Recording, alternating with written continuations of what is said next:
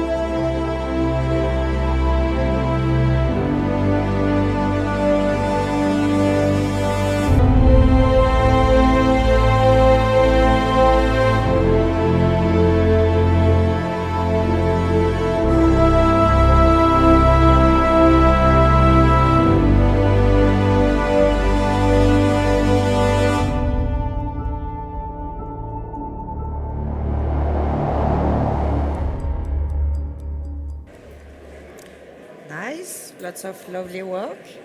Hi, Todd. So, before going a little bit more in depth about Picture Shop, I'd like to introduce you properly. So, you've joined Picture Shop as managing director for Scripted UK, following 7 years as head of production for Company 3. You have nearly 25 years of experience, including 16 years of in-depth post-production expertise. Over the courses of your career, you have worked on BAFTA, Emmy, and Oscar-winning features and series. So, Todd, can you tell us more about Picture Shop as well as its relationship with color and with FilmLight over the years? Sure. So, I'm not sure if everyone can hear me. If you can, I'm not sure.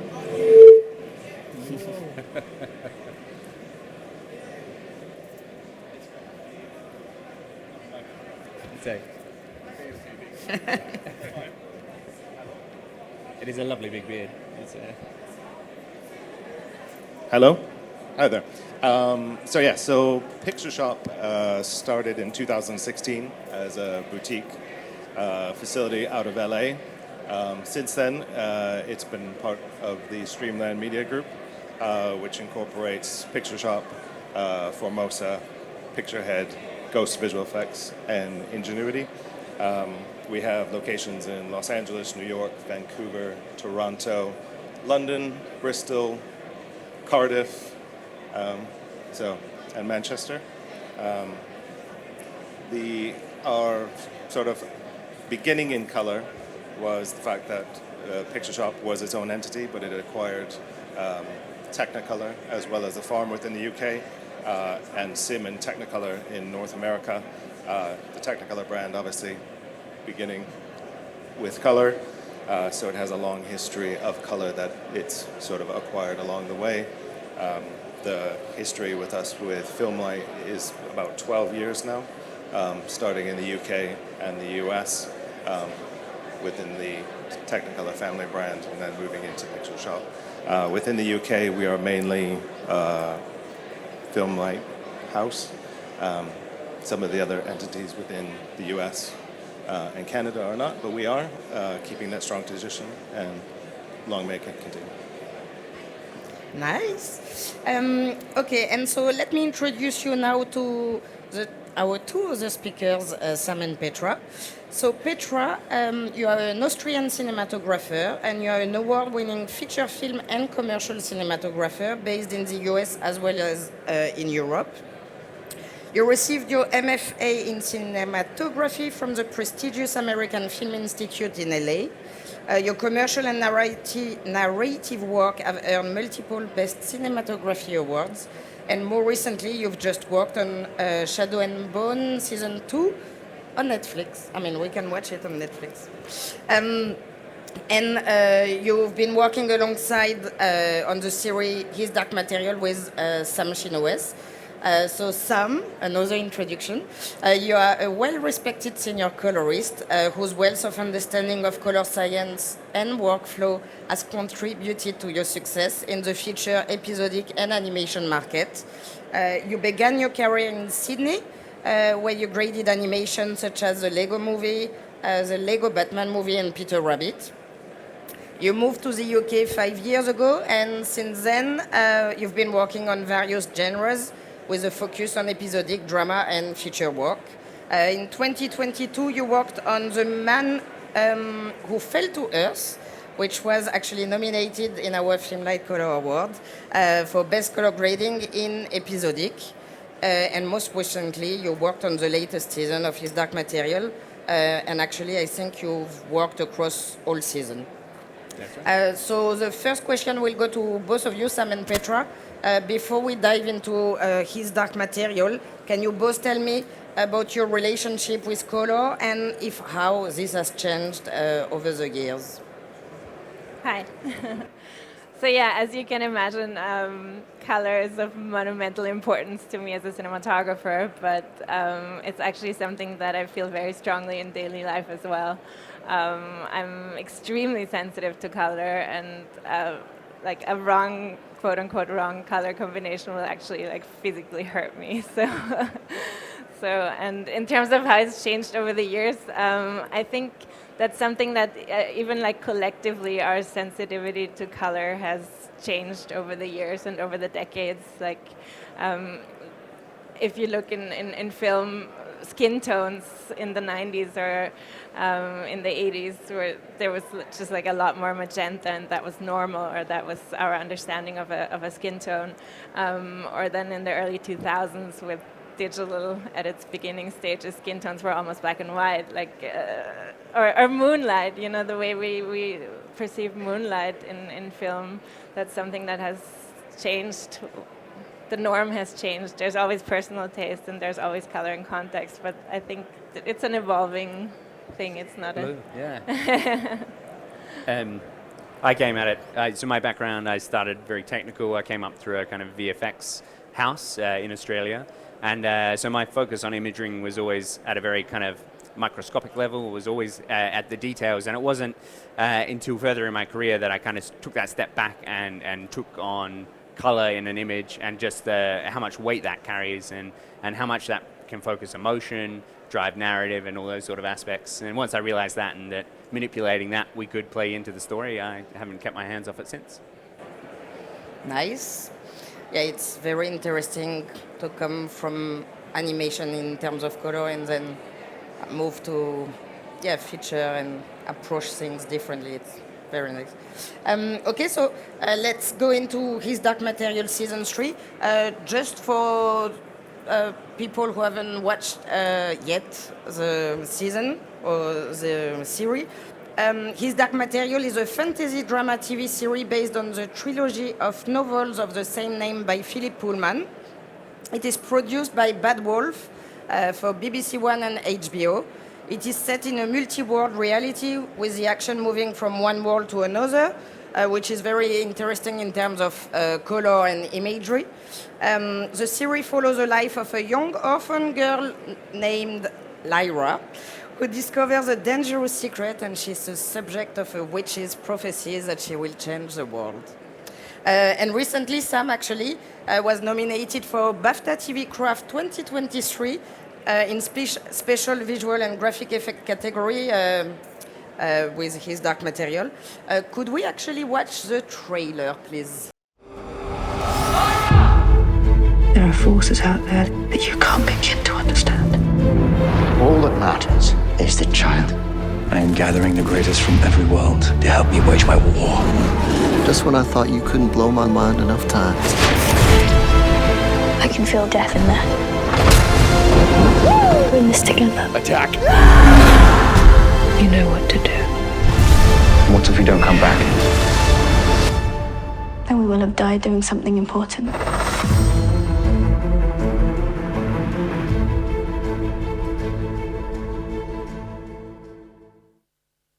Great. Yeah. Okay, so Sam, season 3 of His Dark Material, as I was saying earlier, travels back and forth between parallel worlds. Can you tell us more about the look for each world, and how did you manage to remain true to the established look of the previous seasons? So season 3, we end up in the most number of worlds we have so far, and we're finding that we're following multiple characters at multiple times.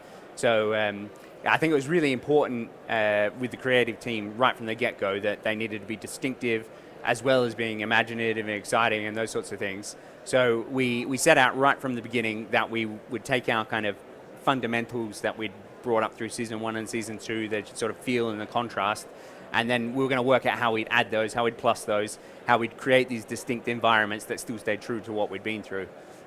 So a lot of that was through collaboration with people like Petra, and spending that time up front to make sure that we started in a direction and that we kept going in that direction. Yeah, here you can see some stills that are taken from episode 3 in this case, just to see how the looks progress, and you can clearly see when we're traveling into a different world. But you can also see that it's still a universal look for the show. So. Hopefully it still feels like home, and the recognizable His Dark Materials that people have been coming up with over these past few years. But yeah, it's important to be able to track where we are and be excited about these new places we're visiting. Okay, it's nice to see the whole look of the episode. Petra, which episode, first of all, did you work on, and what was your twist on the showlet for this particular episode? And did you use any visual references? Yeah, so I episodes 3 and 4, so that's 3. And as you can see at the end, the very colorful yellow stills, they enter a new world that hasn't been previously established, so there was a nice creative opportunity there to come up with a whole new look.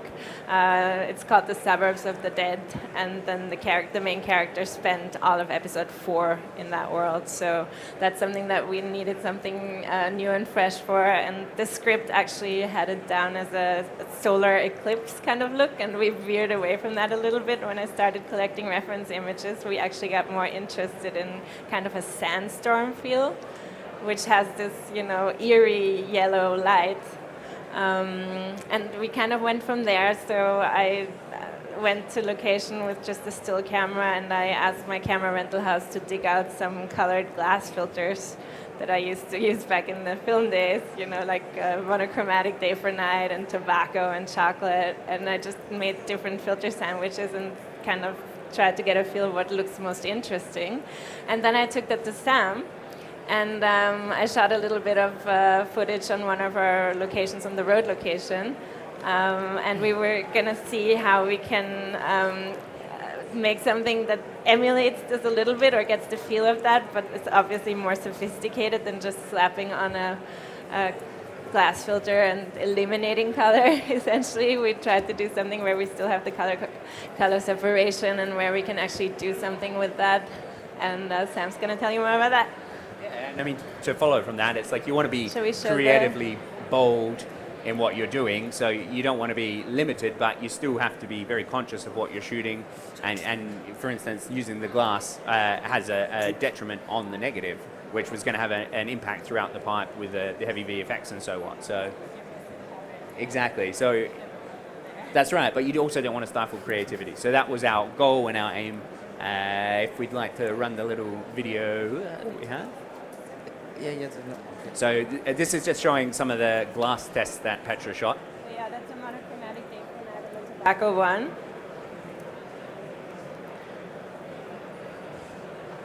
So this is just glass. Yeah. Again, monochromatic diaphragmite and tobacco. That's right. And there were a few others. As you can see, as well. everything is just getting like a wash. Yeah. And there was a chocolate one as well that was amazing. It was everything was brown. Yeah. But then so we shot this clean So plate. you can see what an impact it has when you cut the clean plate. It's very anticlimactic, and then we started playing around with it. Messing around, so we completely removed the blue channel and swapped it with the green channel. That's kind of giving us that strange foliage effect that we're getting there. Then we recreated the blue channel by averaging with the green channel, just to give us something a little bit more natural. And you can see we're starting to head in the direction now of those glass filters. But then we started messing around with that contrast curve to get a little bit of that filmic feel coming in. But then at the same time, we don't want any false exposures in there. So then that's where we kind of end up with our final look, which is still giving something reminiscent of that original exposure, but with the creative intent coming through. And then... and we actually took that element, we took it also a different direction as they were transitioning from the suburbs of the dead towards the land of the dead, which is very void of color. Different again, yeah. And we just went cooler. That's right, yeah. And so this is where we end in the final shot. Yeah. So that's the scene now. That's not the camera test anymore. And you can see that we built on the ideas that we established. There were still elements that we added in. We found that, when we're in the final grade, we were able to bring a bit more kind of depth and color into the sky as well, just to keep it feeling organic and keeping it feeling from like a singular tint. What's he doing?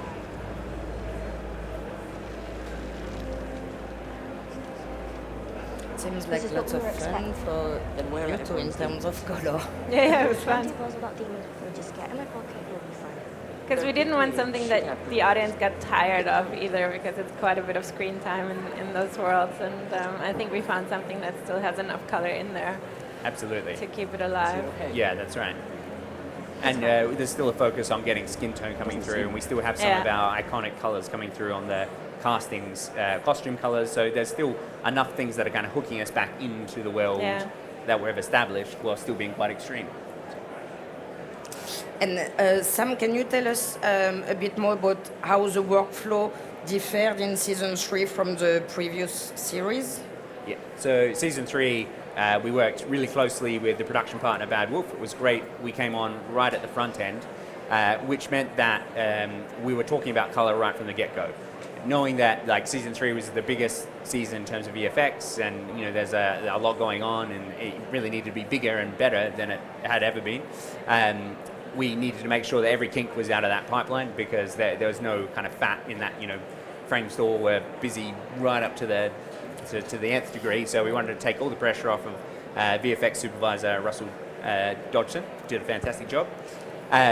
So what we did is we spent time up front with Petra and the other block DPs who came in, and they had a chance to kind of put their own expression into the show LUT. So whilst we had an overarching show LUT, we still wanted everyone to be able to bring their own kind of creative taste to it. We came, we worked and developed. They went on to set. They took that as an LMT and an ACES-like workflow. They were then able to use that with the DIT Howard Collin. He processed that on set. It meant that editorial working with these strong kind of creative looks that you see here, but we've still in the background got a really solid negative that can be used for VFX. It's nice and clean, it's easy to process. And then first day of grade, when everyone sits down in the suite to look at where we're at, we've tracked that through, and we know that what they're seeing is what they intended right back at the start. So we're not finding that occasionally you can have these scenarios where things haven't necessarily worked out as planned, and you're rethinking things, whereas this was a singular creative thread traced right from the beginning through to the end. And on the subject of dailies, I know that's for you, Todd. I know that Picture Shop has a dailies facilities at Pinewood Studio. Can you tell us a little bit about it? Sure, no problem. So the Pinewood Dailies facility opened up a little over a year ago.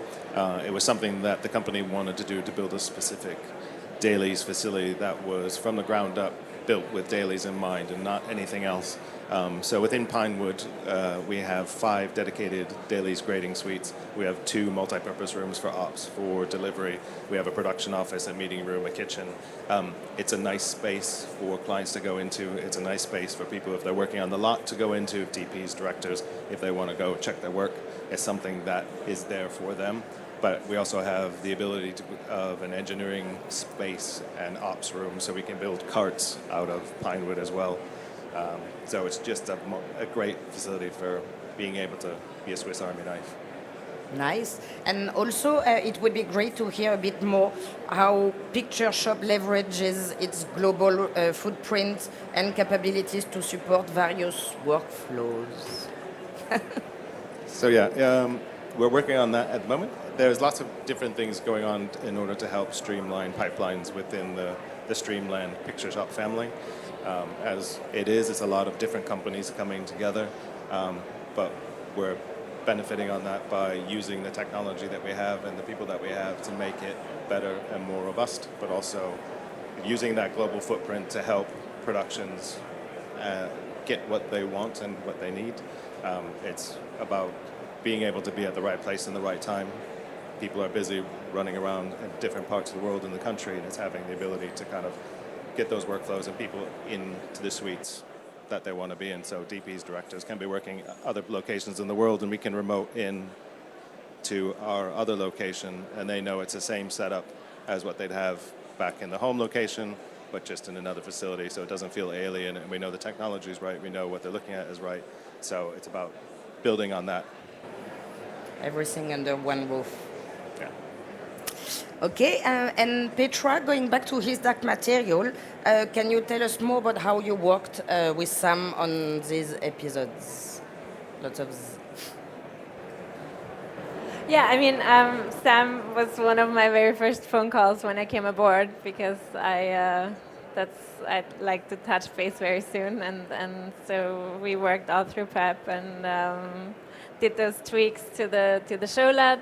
I added a bit more contrast, took out a bit of color, simple things. Yeah, and then, as I said before, we were working together on coming up with this new world look, and then in the end I flew in for some final color and got a couple days on the episodes that I was working on to do that with Sam. Definitely makes a huge difference having that initial discussion with you and hearing your creative thoughts. It's not often, because we are right at the end, we don't always have the privilege of hearing like your creative intent, and that was a real benefit. Absolutely, yeah.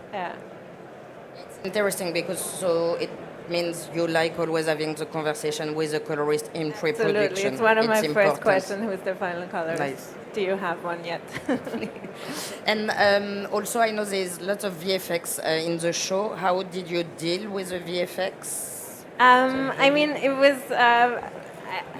was not intimidating to me because I come from very VFX heavy shows, but it was an especially nice experience on this one because we had such a fantastic visual effects supervisor, Russell, and he was literally like he was a partner in crime. He was so approachable, and there was so much. He has like a greater understanding of the storytelling process, so it was almost like having another director in the room. And he was there always by our side. It was always the three of us, the director, Russell, and me. So it was really nice. Very and smooth. then in terms of the creature creation, as you can tell, there's the animals in almost every shot. So that was, by the time season 3 rolled around, that was like a well-oiled machinery. How that was being approached, but we had to shoot many different passes, obviously, for everything. So that just slowed down the speed on set in general. That was probably the biggest change, because we're used to run, and then it's like, no, another plane. So yeah. Nice. And what about you, Sam? How did you deal with the VFX in terms of color? So it's often a case of lightly. A lot of work goes into the integration of VFX and many hours, and it's always that push-pull battle of you want to manipulate the image to get the creative outcomes, but sometimes, an image that's already been heavily stylized, heavily worked on, and a lot of effects, you don't have that range. So it is kind of it's really by feel, just kind of pushing it around and watching out to make sure you do no harm. Okay, nice. I think I have time for one more question, and then we can go into the question and answer. Petra and Sam, what's next for you, first of all?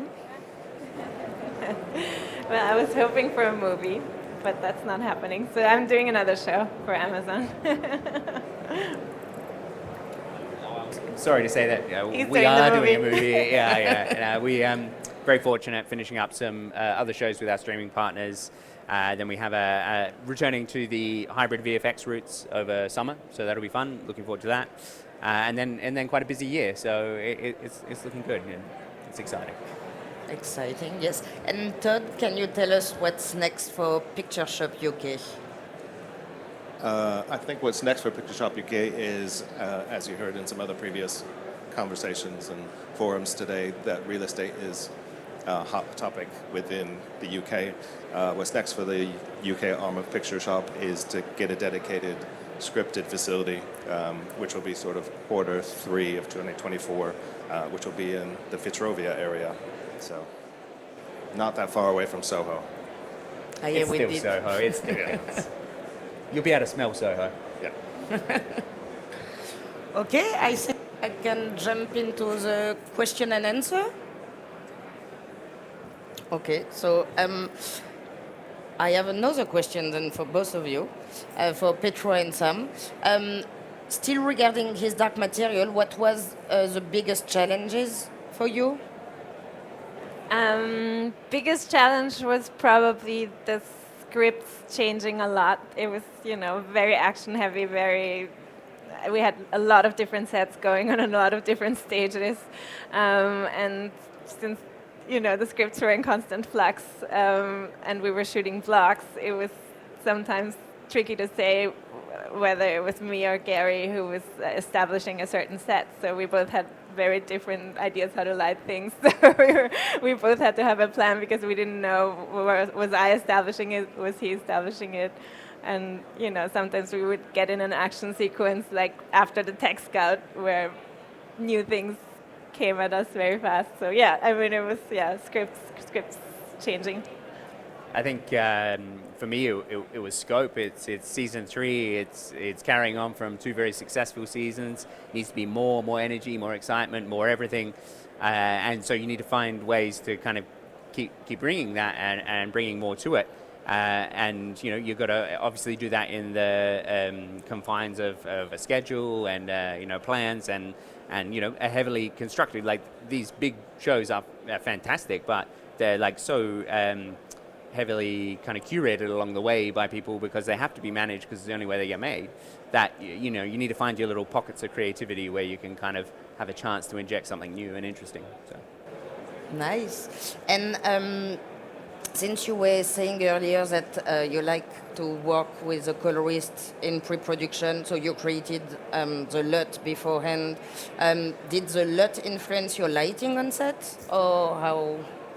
No, I'm old school. I work with a light meter and I light in my head, so I don't rely on monitors and things like that. So, and it shouldn't. A good LUT shouldn't influence your lighting, I think, because.